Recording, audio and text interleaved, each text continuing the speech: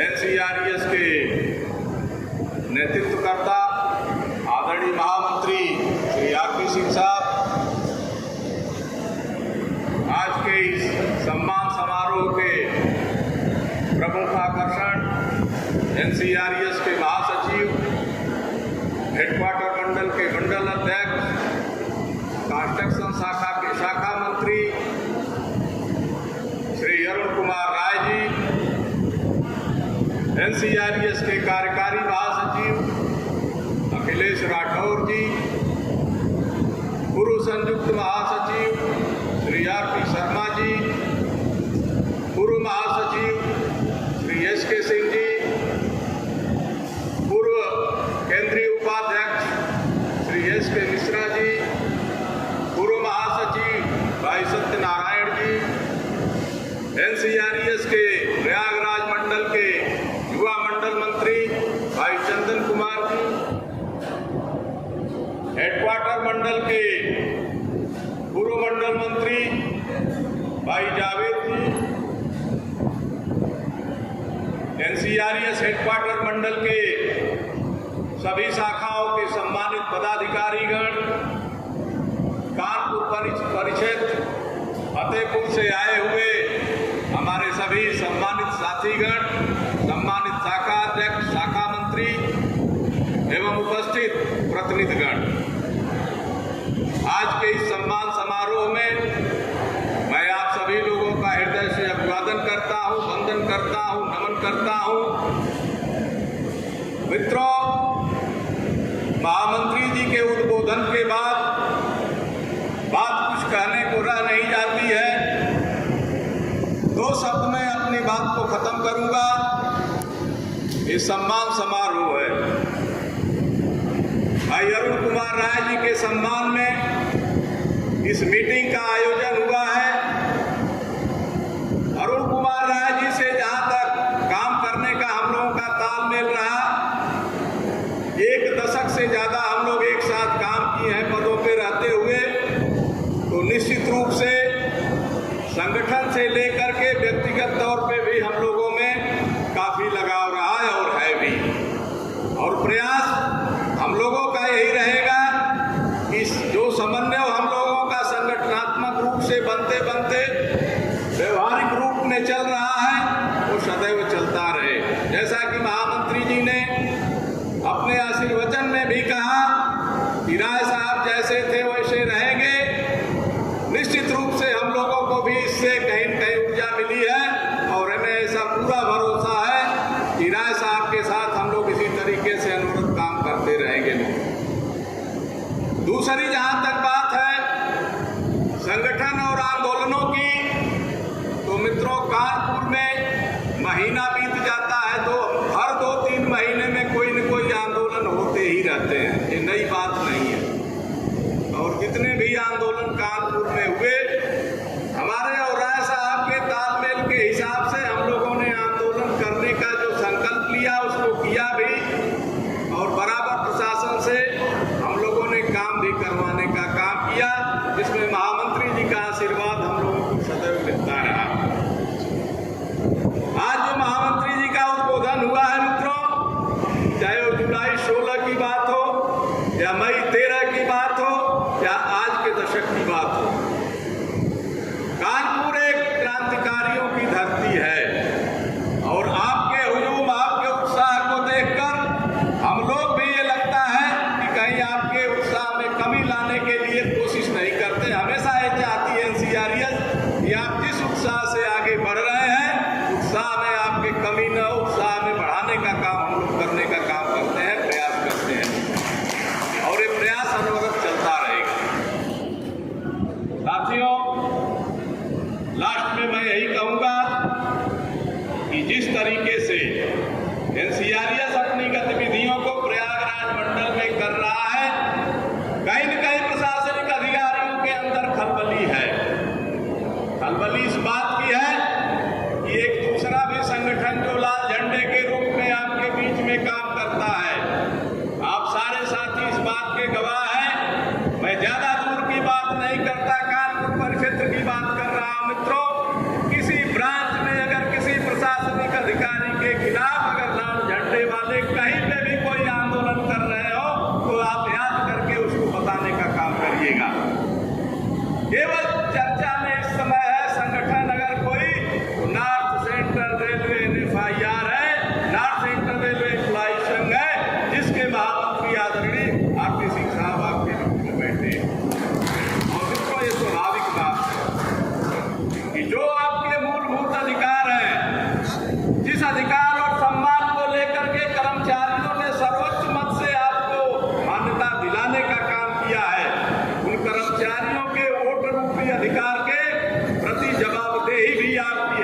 जिम्मेदारी भी आपकी है।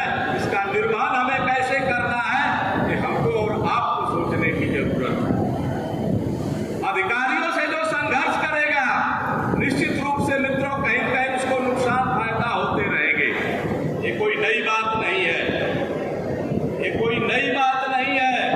आज जो लोग मान्यता में होकर के भी दलाली करने का काम कर रहे हैं, उन्हें कष्ट नहीं होगा मित्रों। लेकिन जिस अधिकार के साथ आप कर्मचारी के बीच में जाकर के कलोट मांगने का काम करेंगे, आप थोड़ी सी कल्पना करिए कि किस तरीके से वो दूसरे साथी जाएंगे। कहीं की बात कर लीजिए मित्रों, मैं बात कर रहा हूं आज से नहीं, जब से NCRS है आपके बीच में, चाहे लोको हॉस्पिटल, आपके रेलवे अस्पताल से टाइप का मामला हो। अक्टूबर 2014 में इसी रेलवे अस्पताल में NCRS ने महामंत्री जी के आशीर्वाद से 10 दिन आंदोलन किया था। उस समय कोई भी रेलवे के अस्पताल में प्राइवेट नर्सिंग होम पैनल पे नहीं था। दूसरे संगठन के लोग कहा करते थे कि NCRS वाले आए हैं, बढ़िया काम कर रहे हैं। कई नेता, बड़े स्तर के नेता जो अस्पतालों में दवा लेने जाते थे, उस समय मिलते थे तो कहते थे यार बढ़िया आंदोलन चला रहे हो। हम लोग भी यही कहते थे कि अगर आप लोग के साथ में खड़े हो जाते तो और मजबूती होती, लेकिन किनारा काट के लोग मुस्कुरा के चले जाते थे। आज आप स्थिति देख लें, प्रयागराज के अंदर जितने भी अस्पताल हैं रेलवे के पैनल पे, आपके कानपुर में भी अस्पतालों की कमी नहीं है, जो आपकी सुविधा के लिए NCRS और महामंत्री जी ने दिलाया। जो आवाज कानपुर से महामंत्री जी के पास पहुंचाई गई, जो मांग पहुंचाई गई, उन मांगों पे अधिकृत तौर पे कार्रवाई हुई और कार्रवाई के बाद उपलब्धियां भी आपने गेन करने का काम किया है। अगर इस कानपुर सेंट्रल पे आपके उपलब्धियों को लेकर, कर्मचारियों की जरूरतों को लेकर अगर किसी ने GM और DRM का भी घेराव करने का काम किया, तो नॉर्थ सेंट्रल रेलवे एम्प्लॉइज संघ ने किया। हमें कहने में कोई संकोच नहीं है। उस समय राय साहब भी साथ में थे, जनरल मैनेजर चौधरी साहब हुआ करते थे, मंडल रेल प्रबंधक अमिताभ जी हुआ करते थे, और कानपुर सेंट्रल के 1 नंबर प्लेटफार्म पे पावर की समस्याओं को लेकर के हम लोगों ने मुद्दाबात किया था। कानपुर की सारी ब्रांचें उसकी गवाह हैं, सारे साथी थे मित्रों। क्या दूसरे संगठन के लोग भी कहीं करते हैं? मैं एक चीज बताऊंगा आप लोगों को कि संगठन में क्या ताकत होती है मित्रों। पावर का आंदोलन चल रहा था, जो साथी यहाँ पे होंगे जानते होंगे, SSC यही कानपुर सेंट्रल एक गुप्ता थे। सीनियर डी जनरल ने उनका ट्रांसफर कर दिया था। आज हमारे बीच में वो मंडल मंत्री नहीं है, स्वर्गीय गोविंद सिंह जी। महामंत्री जी को हम लोगों ने बताया, बोले जाके DRM से बात करो। अमिताभ जी DRM थे मित्रों। हम और गोविंद सिंह जी गए, वार्ता होने लगी, छूटते उन्होंने यही बोला कि कानपुर में बहुत हलचल रहती है। हमने कहा साहब कर्मचारियों के इशू को लेकर के है। बोले यार जो बात होती है हमेशा जिंदाबाद मुर्दाबाद आप लोग करते हो। हमने कहा जिंदाबाद मुर्दाबाद साहब करने के लिए अगर प्रशासन नहीं सुनता है तो यूनियन के पास और हथकंडा क्या है। बोले आज क्या हुआ?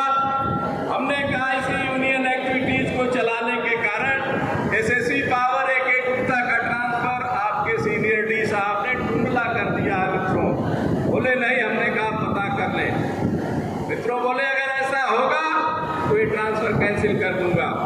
मैं बताना चाहता हूं कि राजेंद्र होंगे, कहीं उनके ब्रांच के लोग होंगे, भाई अजय प्रताप हैं, गौतम जी खड़े हैं। मैं कानपुर नहीं पहुंचा था और एक गुप्ता का ट्रांसफर कैंसिल हो गया था। तो ये आपकी ताकत है।